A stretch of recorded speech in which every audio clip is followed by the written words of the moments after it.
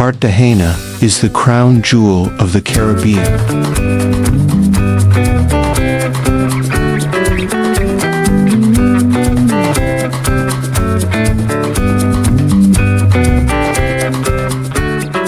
But in 2026, it's also a minefield of tourist traps. If you aren't careful, you'll end up paying $500 for a simple lunch on the beach. In this video, I'm showing you how to enjoy the magic without the scams. And stay until the end, because I'm revealing a hidden beach club that is actually affordable and 100% scam-free. You won't find this on TripAdvisor. The Ciutat is a UNESCO World Heritage Site for a reason. The colonial architecture and colorful balconies are breathtaking.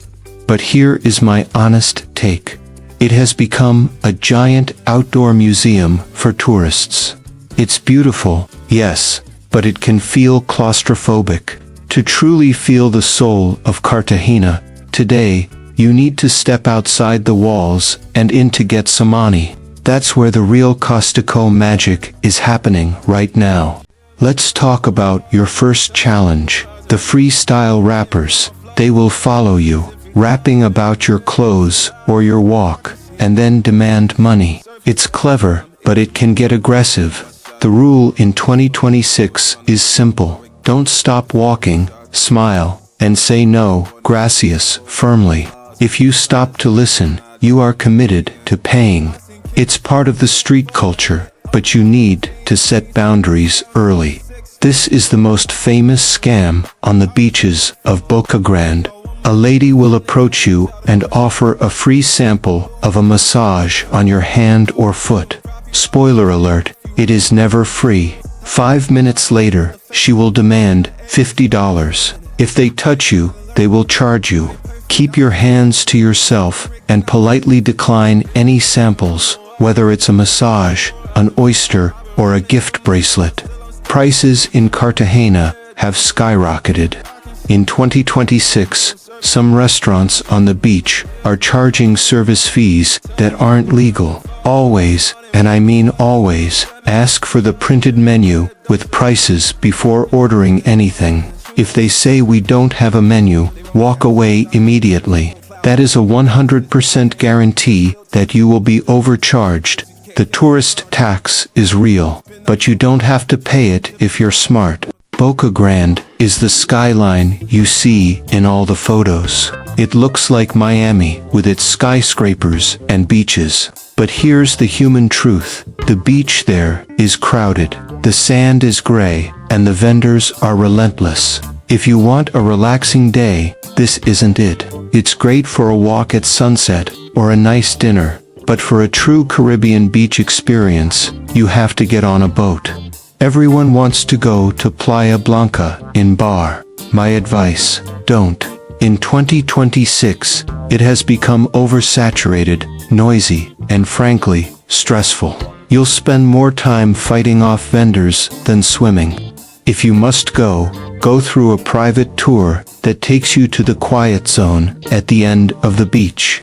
But honestly, there are much better options in the Islas del Rosario that I'll show you in a minute.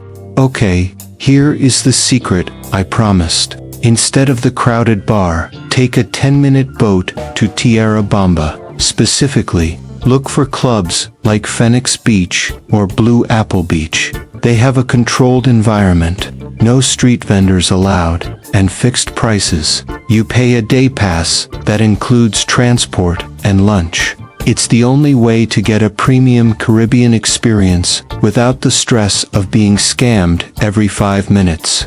Taxis in Cartagena do not have meters. Let me repeat, no meters. This means you must negotiate the price before you get in. Ask your hotel staff what the standard rate is to your destination. A ride within the city should be around $3 to $5. If the driver asks for more when you arrive, stay calm and remind him of the agreed price. Better yet, use Uber or InDrive to have a fixed price on your screen. Cartagena is hot, but it's not just the sun, it's the humidity. In 2026, we are seeing record temperatures. If you plan to walk the walls, do it before 10 a.m. or after 4 p.m. Between noon and 3 p.m., the sun is brutal. Wear a hat, use sunscreen, and drink twice as much water as you think you need. And no, beer doesn't count as water even. If a cold Club Colombia feels like heaven in the heat, you can eat like a king on any budget here. For a high-end experience, Alquimico is a must. It's consistently voted one of the best bars in the world. But for a real Costico lunch, find a local spot and order pescado frito con arroz, the coconut rice. In Cartagena is sweet, salty, and addictive. Just remember the rule. If the restaurant doesn't have prices on the wall or menu, your wallet is in danger. Everyone goes to Caf Del Mar for the sunset. It's iconic, but it's always packed and overpriced. Here is my hack. Buy a cold beer from a street vendor for $2. Walk 50 meters down the wall and sit on the edge. You get the exact same view, more peace, and you save $20 on the cover charge. It's the ultimate no-den papaya move for your budget. When the sun goes down, Plaza de la Trinidad in Getsemani is the place to be. It's a public square where locals and tourists mix. You'll see street performers, families, and people dancing salsa. It's free, it's vibrant, and it feels real. If you want to dance, Caf Havana is world famous for live salsa. But get there early, the line gets long, and the air conditioning is a myth. Cartagena is generally safe in the tourist areas, but 2026 has brought some new challenges. Avoid walking alone in dark alleys of the old city late at night. Stick to the main streets where there is light and people. And just like in Medellin, be careful with strangers who seem too friendly too fast. If a deal sounds too good to be true, like a $10 boat tour to the islands, it's probably a setup for a scam. Colombia is famous for emeralds, and Cartagena is full of jewelry shops. Here is my advice. Unless you are an expert, do not buy emeralds on the street. They are almost certainly glass or plastic. If you want a real one, go to a certified museum store like Joyeria Caribe. You'll get a certificate of authenticity. It's an investment, so don't give papaya by buying a green stone from a guy on the corner. If you are a brave traveler and want to see the real Cartagena, take a taxi to Bizerto Market. It is loud, chaotic, smelly, and absolutely fascinating. It's the city's main food supply. You can eat the freshest fruit and the most authentic sancocho, but go early. Leave your jewelry at the hotel and go with a local guide if possible. It's not for everyone, but it's 100% authentic. People from the coast, Costecos, are different from people in Bogota or Medellin. They are louder, faster, and very informal. Don't be offended if they call you amigo or mi lave immediately. They love to joke. The key to a good time in Cartagena is to match their energy. Smile, negotiate with a sense of humor, and don't take things too seriously. A good laugh can often lower the price of a souvenir. Can you work from Cartagena? Yes, but it's a challenge. The heat makes you want to nap, not code. However, Getsemani has some great co-working cafes with strong AC. Places like Selena are the hub for nomads in 2026. Just make sure your accommodation has a power backup, as the coastal grid can be unstable during tropical storms. High-speed internet is available, but always verify it with a speed test before booking. You will see the Palenqueras women in traditional colorful dresses with fruit baskets on their heads. They are a symbol of the city. If you take a photo of them, they expect a tip.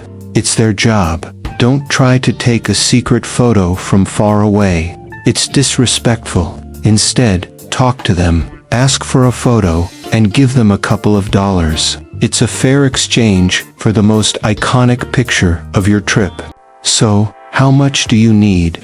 Cartagena is the most expensive city in Colombia. For a comfortable mid-range stay, plan for about $100 to $130 a day. This includes a nice room with a sea, good food, and some activities. If you go for luxury beach clubs and fine dining, that budget can easily double. Cartagena is a place where you get exactly what you pay for, or much less if you don't follow the rules.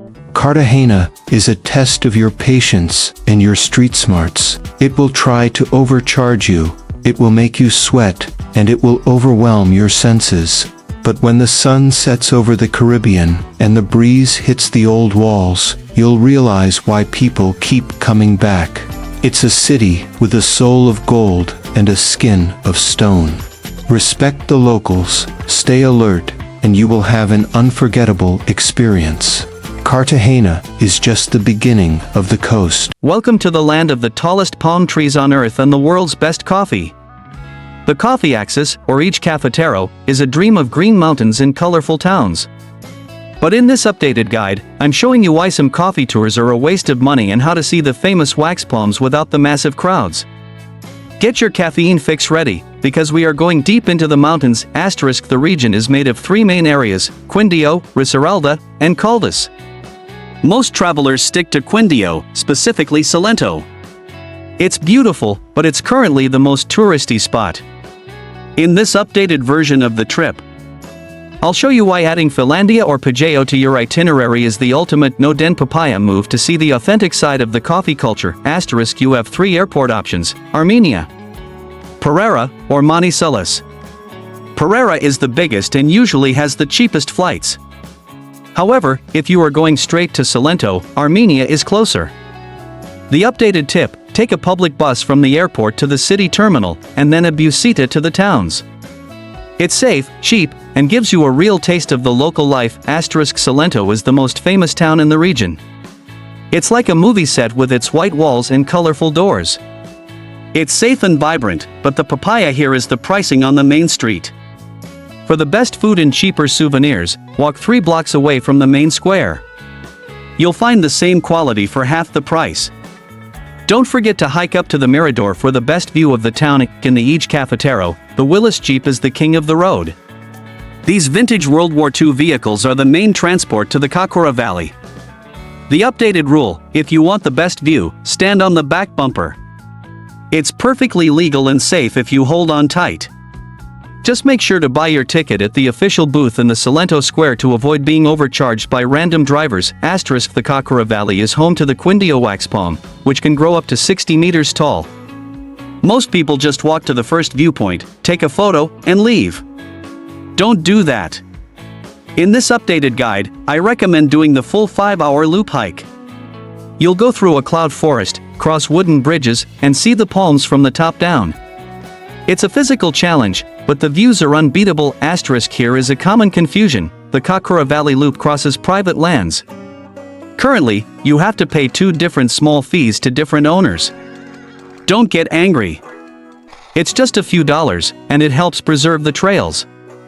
Make sure you have small cash, pesos, on you, as they don't accept cards in the middle of the mountains. Giving Papaya is arriving here without cash and having to turn back. It rains a lot in the coffee region. The trails in Cocora can become a river of mud in minutes. The survival tip: rent rubber boots at the entrance for a few dollars. Don't ruin your expensive sneakers. Also, always bring a raincoat even if it's sunny. The weather here is unpredictable, and getting soaked at 2,000 meters above sea level is a quick way to end your trip with a fever. During the Cocora hike, there is a detour to a came, the hummingbird sanctuary. For a small fee, you get a hot drink, try the hot chocolate with cheese, and the chance to see dozens of hummingbirds inches from your face. It's a magical break. My advice: be quiet. These birds are sensitive, and the more silent you are, the closer they will get to you. It's a photographer's paradise. Not all coffee tours are equal. Some are tourist factories where you just see the machinery. In this updated guide, I suggest looking for a traditional finca where you can actually pick the beans yourself. Learning the difference between a green bean and a ripe red one changes how you see your morning cup forever. Ask for tours that focus on the seed to cup process for a real education. Asterisk here is a shocking truth: most of the best coffee in Colombia is exported. Locals often drink pasilla, which is the lower quality coffee that stays in the country. If you want the real deal, look for specialty coffee shops in Salento or Filandia. They keep the high-grade beans for you to taste. Don't give papaya by buying the cheap bags at the supermarket if you want the premium experience. Asterisk just 30 minutes from Salento is Filandia. Currently, it's my favorite town. It has the same beauty as Salento but with half the tourists. The Beliden de los Miradores offers a wooden tower with views of 3 different departments. The restaurants here are incredible and more affordable. If you want a more relaxed, authentic costumbrista vibe, spend more time in Filandia. Asterisk the typical dish here is trout, trucha, usually served on a patacon the size of your head. The trout comes from the rivers in the valley and is fresh and delicious. Try it with salsa de champignons, mushroom sauce. Also, don't miss the solteritas, a orange, crunchy snack with sweet cream sold on the street corners. It's the flavor of a Colombian childhood. Asterisk the coffee axis is one of the safest regions in Colombia for tourists. However, the real danger is the geography. Heavy rains can cause landslides, derrums, on the mountain roads. In this updated guide, I suggest checking the Envia's website or asking your hostel about road conditions before traveling between cities. Always give yourself extra time if you have a flight to catch. A 1-hour trip can become 3 asterisk if Salento is too fast for you. Go to Pijao. It's part of the Citislo movement, cities that prioritize quality of life and slow living. There are no souvenir shops here, just real people living their lives. It's the perfect place to sit in a cafe and just watch the world go by. It's the ultimate no den papaya destination because no one is trying to sell you anything you don't need. Asterisk after all that hiking, you need to visit the Santa Rosa de Cabal hot springs.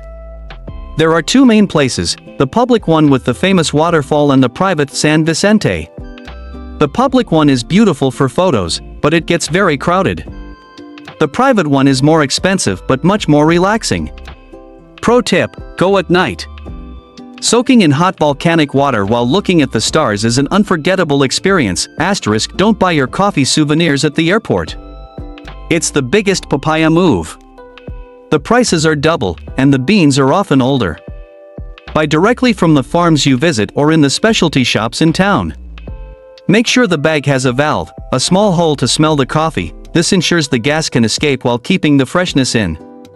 Your friends back home will thank you. Asterisk working from the coffee axis is a dream, but Wi-Fi can be unstable in rural fincas. In this updated guide, I recommend staying in Salento or Filandia if you have important meetings. If you go deeper into the mountains, treat it as a digital detox. Always have a local SIM card. Claro or Tigo usually have the best mountain coverage. Just in case you need to hotspot your way through a deadline. Asterisk want to experience the local sport? You have to play Teju. It involves throwing metal discs at gunpowder targets. Yes, it's loud, it's explosive, and it usually involves drinking beer. There is a great Teju spot in Salento where locals and tourists mix. It's the best way to make friends and see the loud, fun side of the Paisa culture. Just don't give papaya by standing too close to the explosion. Asterisk the coffee axis is very affordable. You can live well on $50 to $70 a day. A Willys ride is about $2, a coffee tour is $10 to $15, and a great meal is around $8. The most expensive part will be the boutique glampings or eco-hotels, which are becoming very popular. If you want luxury in the jungle, you'll pay for it, but the experience of waking up to the sound of birds is worth every penny. Asterisk the coffee axis requires you to slow down. Don't rush through the towns. Talk to the caficultors, learn about their hard work, and respect the land. This region is the pride of Colombia. Wear layers, stay hydrated, and keep your camera ready for every shade of green you've ever imagined. It's a place that stays in your heart long after the caffeine wears off. Asterisk we've seen the mountains and the coffee, but now it's time to move our feet. We are heading south to the rhythm of the drums and the speed of the salsa. Our next stop is Cali, the world capital of salsa. I'll show you where to dance without looking like a tourist, how to survive the Juanchito parties, and where to find the best street food in the city. Subscribe, hit the bell, and remember, no den papaya.